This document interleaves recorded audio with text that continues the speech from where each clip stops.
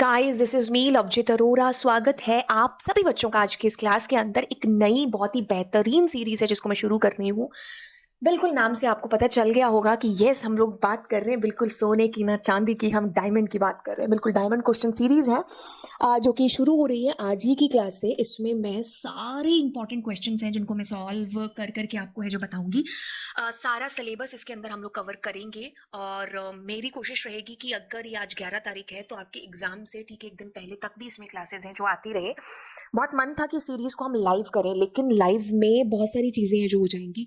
पहला रीज़न है कि ऑफलाइन बैच है, फिर ऑनलाइन आपका आईपी और सीएस है, ऑफलाइन में भी आईपी एंड सीएस है। एंड प्लस क्या होता है कि हम बहुत सारी चीज़ें करना चाहते हैं, लेकिन ये जो 30-30 40-40 क्वेश्चन मैं डायमंड सीरीज़ में कराऊंगी ना, फिर इसमें लाइव क्लासेस में बहुत सारा टाइम है जो स्पेंड हो जाता है। तो जब हमें एक टॉपिक की एक्सप्लेनेशन लेनी होती है उसके लिए टाइम ही नहीं बचता है ना। तो ये टाइम की बिल्कुल एक कमी पूर्ति की वजह से मैं इनको लेकर के आ रही हूँ क्लासेस को रिकॉर्डेड की फॉर्म में। एंड यस, जिससे आपका टाइम भी है जो सेव होगा, ऑल्दो हम लोग लाइव भी है जो कर रहे होंगे।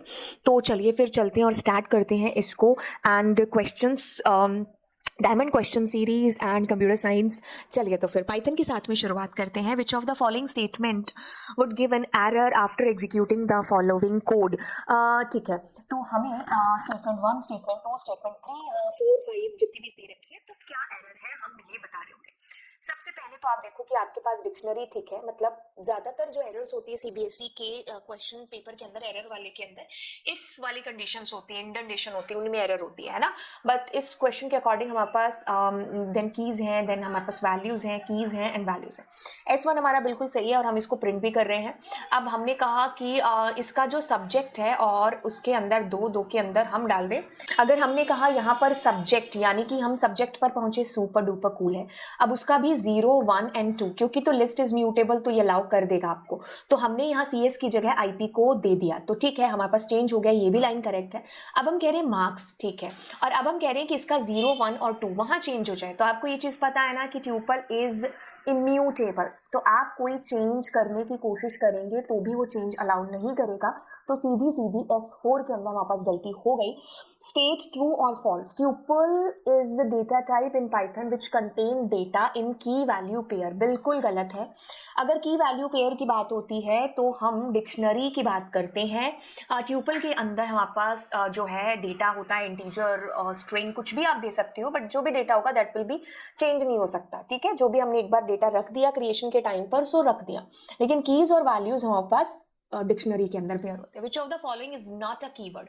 एजर्ट, नॉन लोकल, ये सब आपके पास कीवर्ड है। टोटल 35 कीवर्ड्स हैं हमारी पाइथन के अंदर। अब देखो, ये तो अभी वाले चेंजेस थे, अब मतलब दिन भर दिन इतने चेंजेस है जो हो रहे हैं, तो अगर 35 से ऊपर हो गए तो कोई आप मुझे कमेंट सेक्शन के अंदर बता देना, क्योंकि आपकी एनसीईआरटी में 33 कीवर्ड्स दे रखे हैं ना। तो चेंज होते होते 2 ऐड हो गए। अब तक जब तक आप ये वीडियो देख रहे हो सकता है कुछ और चेंजेस हो गए हो, है ना। तो ये 35 कीवर्ड्स हमारे पास पाइथन के अंदर बेसिकली है, और दैट्स इट। और हमारे पास यहाँ पर इवैल है जो एक फंक्शन है, तो ये कोई कीवर्ड नहीं है basically. Given the following dictionary, आपके पास 2 डिक्शनरी है जिसमें रोल नंबर है, टिक टिक टिक टिक कुछ डेटा है। डेटा आपके पास keys value, which statement will merge the content of both dictionary. दोनों डिक्शनरी के कंटेंट को आप मर्ज करना चाहते हो, आप जोड़ना चाह रहे हो, आप चिपकाना चाह रहे हो, आप कनकैट करना चाह रहे हो, तो ऐसे नहीं करेंगे। ठीक है, 2 लिस्ट, 2 ट्यूपल, 2 स्ट्रिंग चिपक सकती हैं, हम ऐसे नहीं चिपका सकते डिक्शनरी को। ऐड नामक कोई फंक्शन होता ही नहीं है, मर्ज नामक कोई फंक्शन होता ही नहीं है। हमारे पास इकलौता भाई साहब है यहाँ पर, विच इज अपडेट फंक्शन। तो पहली डिक्शनरी अपडेट और दूसरी डिक्शनरी, आप ध्यान से सुनिए, डिक्शनरी की कीज हमेशा यूनिक रहती हैं। मान लीजिए इसके अंदर आपके पास यहाँ नेम होता, तो ये Rajveer Singh will be updated 65 से हो जाता, मतलब पुराने वाले डेटा को नया वाला डेटा अपडेट कर देता। ठीक है, क्योंकि कीज हमेशा यूनिक होती है और कीज हमेशा इम्यूटेबल भी होती हैं। अब आपको इसको बता रखा है। अब देखिए इसके अंदर अगर हम बात करेंगे, सबसे पहले ब्रैकेट भाई साहब सॉल्व होंगे, बट अगर हम ब्रैकेट्स को भी छोड़ दें और हम बात करें हमारे लॉजिकल ऑपरेटर कौन कौन है, आपके पास एंड है, आपके पास नॉट है, आपके पास और है, तो मैंने इनको प्रायोरिटी में ही लिखा है। कहीं पर भी नॉट लिखा होगा वो पहली प्रायोरिटी पर सॉल्व होगा, एंड दूसरी प्रायोरिटी पर, और ये तीसरी प्रायोरिटी पर। तो आपके पास में इससे भी पहले क्या है, ब्रैकेट लगा हुआ है, तो आप ब्रैकेट वाली चीज पहले सॉल्व करोगे। यहां से आपको ऑब्वियसली क्या आएगा, फॉल्स आएगा। अगर ये आपको फॉल्स आ रहा है और यहाँ पर और ट्रू है, बट हमें ये चीज भूलनी नहीं है कि इसमें नॉट लगा है, ट्रू का आंसर फॉल्स, फॉल्स का ट्रू, जो भी आंसर आएगा उसका उल्टा हो जाएगा। तो आपका ट्रू आ रहा था, तो इसलिए आंसर इज फॉल्स। यहां से आपके पास में क्या आया, फॉल्स। अब इधर क्या लगा है और इधर क्या लगा है, ट्रू, तो ये मिलकर के क्या बनाते हैं, आपके पास ट्रू, बट इसके बाहर क्या लगा है, नॉट, तो इट मींस आपका आंसर इज फॉल्स। अब आपके पास में एक स्ट्रिंग है, अब आप स्प्लिट कर रहे हो, तो इट मींस सीधे सीधे आप केवी जहां पर लिखा है वहां पर कॉमा चाह रहे हो, तो आपके पास ऐसा आएगा मेल टू कॉमा @ कॉमा संगठन पूरा डॉट कॉमा vs.in। तो ये आपके पास पूरी आपकी लिस्ट हो जाती है, क्योंकि ये आपको लिस्ट में आंसर रिटर्न करेगा। कुछ नहीं देते तो ये स्पेस से स्प्लिटिंग करता, लेकिन आपने केवी लिखा है तो जहां जहां केवी है वहां वहां आप एक बड़ा सा कॉमा इमेजिन कर लीजिए, ठीक है। तो बस ये आपकी लिस्ट के हिस्से हो गए। अब आप कहोगे s का 0, तो यानी कि मेल 2 की बात हो रही है, तो आपने क्या किया, मेल 2 के साथ में आपने क्या, @kv, और 2 पर क्या है आपके पास, 0 1 एंड 2, तो आपके पास संगठन है, तो बस मेल 2 @kv संगठन कहाँ लिखा है, डॉट भी है जो आपके पास आना है, तो इसलिए मैं सी को आंसर है जो यहां पर करूंगी, क्योंकि मेल 2 नहीं है इसके अंदर, इसलिए आंसर नहीं करेंगे, इसमें डॉट नहीं है, ठीक है, इसमें केवी नहीं लिखा हुआ है, इसलिए हमारा सी ऑप्शन इज बिल्कुल करेक्ट ऑप्शन है। Which function is used to close a file in Python. Python के अंदर फाइल को मुझे ओपन करने के लिए पाइथन कहती है ओपन फंक्शन यूज करो। क्लोज के लिए क्लोज, क्लोज का सी हमेशा छोटा रहेगा। असर्शन एंड रीजन आपके पास में कहता है एक स्ट्रिंग है, दूसरी स्ट्रिंग है आपके पास में, दोनों क्या हो रहे हैं, चिपक रहे हैं, तो क्या आएगा answer, class work. Value of string 1 will be class work, ये बिल्कुल सही बात है। Operation plus add the operands if both are numbers and concatenate the string if both operands are string, बिल्कुल सही बात है, तो ये एक सही एक्सप्लेनेशन है, तो इसलिए हम ए आंसर कर दे तो कोई गलती नहीं है।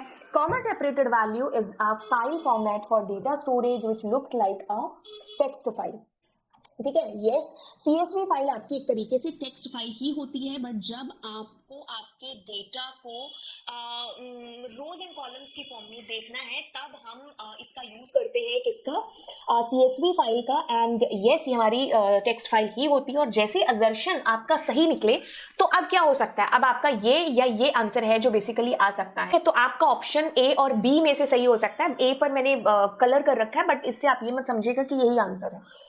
ओके, अब ये कहता है कि the information is organised with one record on each line and each field is separated by semicolon, comma, not semicolon. Semicolon हम लगा सकते हैं, बट बाय डिफॉल्ट ये कॉमा से सेपरेटेड होता है, तो हम a is true or is false कर देंगे तो कुछ गलत नहीं करेंगे।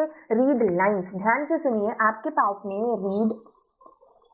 रीड लाइन, आपके पास रीड लाइन्स, 3 मेथड्स हैं, ये और ये आपको स्ट्रिंग में आंसर रिटर्न करेंगी, ये आपको लिस्ट में आंसर रिटर्न करेगा, ठीक है। इससे आप क्या करते हो, कैरेक्टर्स की बात करते हो, ये कैरेक्टर बाय कैरेक्टर डेटा को चुगता है, पिक करता है, और ये क्या करता है, ये लाइन बाय लाइन की बात करता है, ठीक है। और ये आपकी पूरी की पूरी जो फाइल है उसकी बात करेगा, बट उसमें क्या होगा, अगर आपकी फाइल में ये 4-5 लाइनें हैं, तो ये पहली लाइन आ गई आपकी लिस्ट की 0 नंबर इंडेक्स, फिर ये दूसरी लाइन आ गई, फिर ये आपकी तीसरी लाइन, ऐसे करके ये आपकी एक लिस्ट में लाइन बाय लाइन डेटा को असेंबल कर लेता है, और इसलिए इसका आंसर भी किसमें आता है, आप रिटर्न टाइप क्या कहोगे, लिस्ट कहोगे।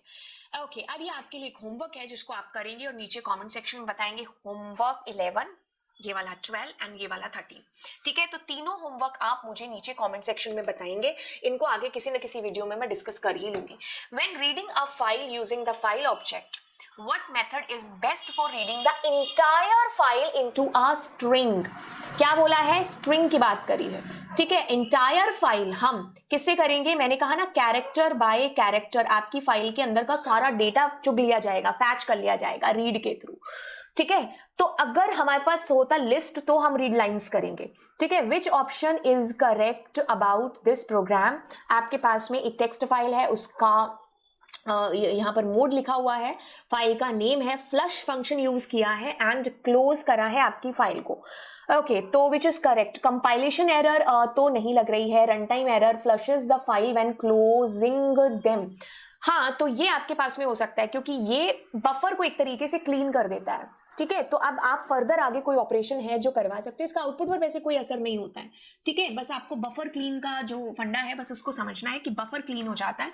इन which mode if the file does not exist then the file is created. If the file does not exist then the file is created. देखिए आपके पास मोड है, मैं बताती हूँ, R, W and A mode. ठीक है, अब देखो अगर आपकी फाइल मौजूद नहीं है तो इसमें फाइल नॉट फाउंड एरर आती है। अगर आपकी फाइल मौजूद नहीं है तो ये नई फाइल बना देता है। अगर आपकी फाइल मौजूद नहीं है तो ये भी आपकी नई फाइल बना देता है। इसमें क्या होता है कि आप जैसे ओपन करोगे फाइल पॉइंटर 0 पर होगा, इसमें भी 0 पर होगा क्योंकि पुराना डेटा सारा डिलीट हो चुका होगा और हम 0 पर पहुंच चुके होंगे क्योंकि कुछ होगा ही नहीं। इसमें फाइल पॉइंटर एंड पर होता है क्योंकि ये पुराने डेटा के साथ नए डेटा को क्या करता है, अपेंड करता है। तो if file does not exist then the file is created. No and yes, हमारे पास राइट मोड है जिसके थ्रू आप एक न्यू नवेली नई फाइल क्रिएट कर सकते हो। What mode of opening should come in blank 1। आपके पास भरा पूरा ये प्रोग्राम है, कहता है कि the marks data is stored in a file studentmarks.csv whose first 3 rows are shown below। आपके पास ऐसे ऐसे करके फाइल के अंदर डेटा है, नागेश राव 1 2 3 4। अब आपको कहता है कि आपकी फाइल जो है ना वो किस मोड में ओपन है, जो आपको करनी है ब्लैंक 1 आपको यहां पर बताना है।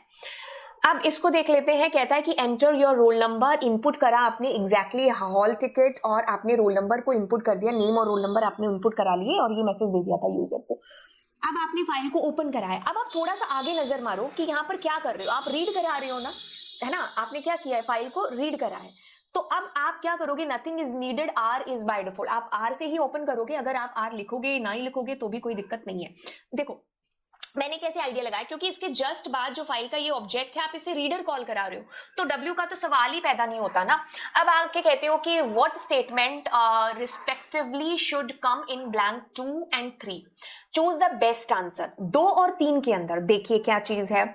आपकी फाइल ओके सो आपने रीड मोड में ओपन कराया। अब आप क्या करा रहे हो, एक एक करके आपकी फाइल के अंदर डेटा आ रहा है। पहले पहली रो आपके पास में आई और आपने कहा लाइन प्लस कर दी एक। ठीक है, तो आपके पास 0 था तो ये 1 हो गया। अब अगर 1 है तो आप क्या करोगे, कंटिन्यू करोगे। ऐसा क्यों करने को कोई बोल रही हूं, आपको याद है आप लोगों ने मेरे साथ पढ़ रखा है नेक्स्ट फंक्शन यूज करना। क्या होता है, सीएसवी फाइल की हेडिंग है ये, है ना, अगर मैं इसको कलर से हाईलाइट करूं तो this is the heading of your CSV file. तो मुझे इसको तो कुछ इसके साथ कोई काम ही नहीं है, मुझे तो काम किसके साथ में है, डेटा के साथ में है ना।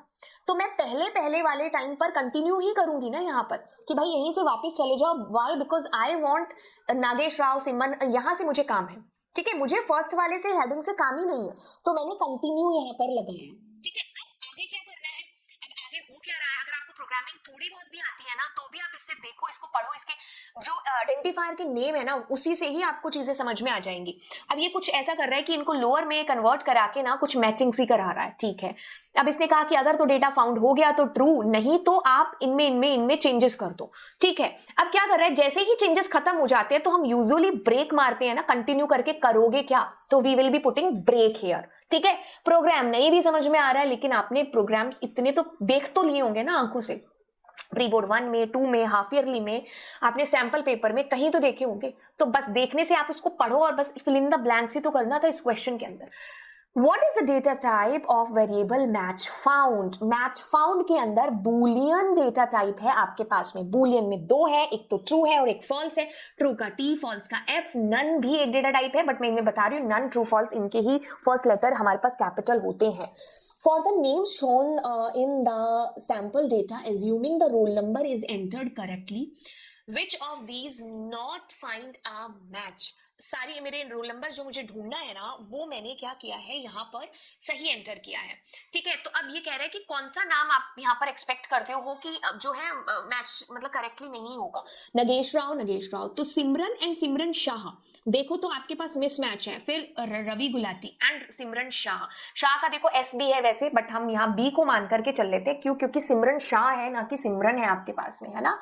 ओके अब ये कहता है which of the following four code fragments will yield the following output एना नीना डीका। कैसे आउटपुट आएगा आपके पास में? आप ऑप्शन ए के अंदर क्या आएगा? ऑप्शन ए में आपका आउटपुट आएगा एना, Neena and डीका।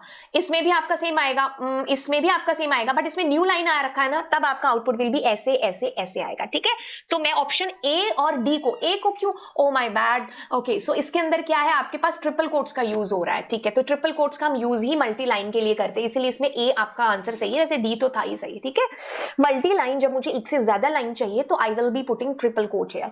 What are binary files with reference to data with reference to data file handling? What are binary files with reference to data file handling? Writing in ASCII code converted by Python interpreter into machine. Binary file is returned to us in raw with no translation or no specific encoding.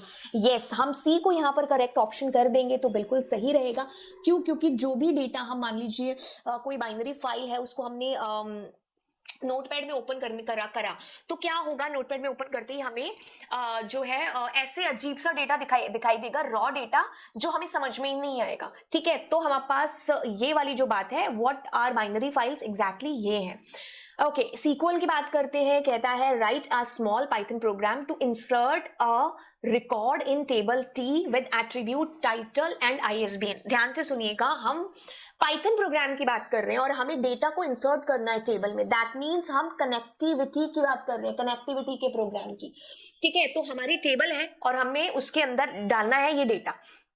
अब देखो, आपको अगर मान लीजिए connectivity आती नहीं है, आपको ये तो आता है ना, import MySQL dot connector, connection, connector dot connect, ये चारों पांचों जो आपने कनेक्ट कर लिए। अब आप कर्सर को कॉल करोगे, जैसे कर्सर कॉल होगा, अब क्या होगा, कर्सर कॉल करके आप कर्सर के थ्रू एग्जीक्यूट करोगे। ये एग्जीक्यूट्स लिखा है, ये गलत है। ठीक है, एग्जीक्यूटेड लिखा हुआ है, गलत है, एग्जीक्यूट ये सही है, यहाँ पर ये भी सही है। अब इन दोनों में से देखते हैं कि कौन सा सही है। तो आपने क्या किया, एग्जीक्यूट कर लिया, इस क्वेरी को डाल दिया, और कमिट आपको जरूर है जो यूज करना है। Why you need to use commit? Because जो भी चेंजेस आपने अपने डेटाबेस में किए हैं वो चेंजेस आपके क्या हो गए, सेव हो गए।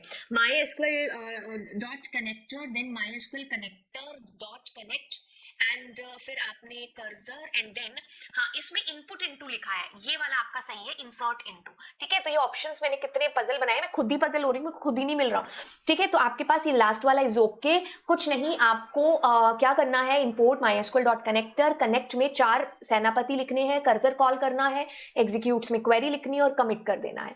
To display the details of courses whose fees is in the range of 15,000 to 50,000, both will be included. तो आप यहां पर कैसे करेंगे, डिस्प्ले, यानी कि क्या करना है, सेलेक्ट करना है the details of courses, select star from table का नाम। तो आपके पास कोर्सेज है यहाँ पर। ठीक है, ये रहा कोर्सेज टेबल, फ्रॉम कितना हो गया, अब आपको 15,000 से 50 के बीच में फीस वाले जो है वो करने हैं सेलेक्ट। तो वेयर फीस, और आपके पास बिटवीन 15,000 एंड, ठीक है, तो आप ऐसे करके कर लेंगे। अदरवाइज आप ऐसे भी कर सकते थे, fees greater than is equals to and fees less than is equals to, got it. आप ऐसे भी हैं जो कर सकते हो। तो आपके पास में यहां पर मैंने कहा select star between this, greater than and this, और नहीं करते, टू नहीं करते, तो आपका ए और बी बिल्कुल सही आंसर है। To increase, to decrease, to change, to update में हम अपडेट कमांड का यूज करते हैं। तो कहता है कि अपडेट टेबल का नाम देखते हैं, ऑल दी कोर्सेज, तो आपको क्या करना है, कोर्सेज सेट, क्या सेट करना है आपको यहाँ पर, courses by 500 of system design. तो सिस्टम डिजाइन, तो आपको क्या करना है, fees is equals to fees plus 500, कहता है वेयर, और जहां पर कोर्सेज क्या है आपके पास, कोर्सेज में सी नेम आएगा and C name is equals to system design. ठीक है, तो आपके पास यहाँ पर कहाँ लिखा हुआ है, अपडेट टेबल का नाम, ठीक है, set fees is equals to और where C name is equals to system design. So uh आपके पास बिल्कुल करेक्ट ऑप्शन था। यहाँ पर सेलेक्ट काउंट एंड डिस्टिंक्ट का यूज करते हो जब आपको यूनिक वैल्यूज को जो है सेलेक्ट करना है। तो मैंने यहाँ पर एक बार, मेरा ये पेन थोड़ा सा कम चलने लग गया, बट हाँ बीच में रुक जाएगा तो देखते हैं, डिस्टिंक्ट लिख देना, ये पूरा डिस्टिंक्ट FID। अब डिस्टिंक्ट आप लगा रहे हो कोर्सेज के साथ में एंड FID को काउंट करो, तो आपके पास 102, 1 2 3 और 4 आपके पास आंसर यहां पर आएगा। ठीक है, वाई? बिकॉज डिस्टिंक्ट यूज ही तब होता है जब आपको डुप्लीकेसी रिमूव करानी हो।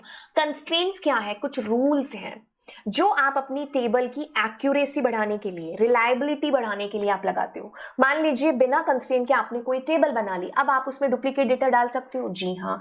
अब आप उसमें अपनी मर्जी से, मान लो नेम है तो नेम में आपने मार्क्स हैं, मान लो 100 नंबर का पेपर हुआ था और आपने 500 नंबर डाल दिए, डाल सकते हो बिल्कुल। तो कोई रूल रेगुलेशन है ही नहीं है ना, कोई दायरा ही नहीं है, तो आपकी टेबल के ऊपर रिलायबिलिटी, एक्यूरेसी जीरो होगी। तो हमें रिलायबल और एक्यूरेट बनाने के लिए कंस्ट्रेंट्स लगाने पड़ते हैं।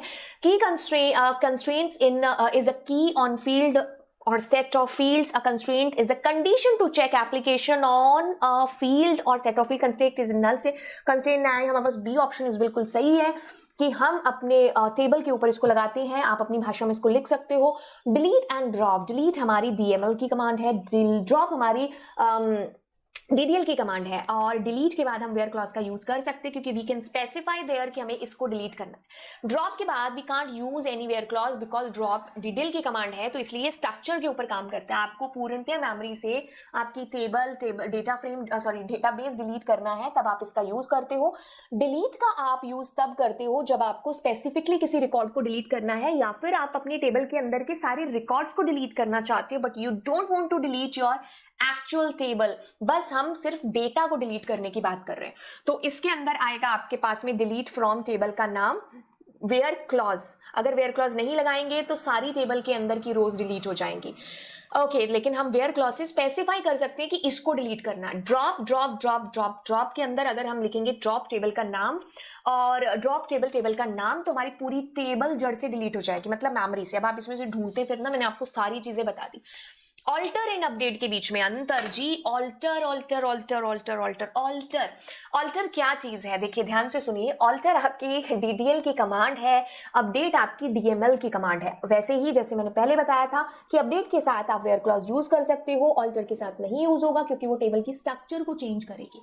आपने क्रिएट टेबल से टेबल को क्रिएट कर लिया, अब आप क्रिएशन से एक कॉलम को जोड़ सकते थे, बट आपने जोड़ा नहीं क्योंकि तब जरूरत नहीं थी या भूल गए।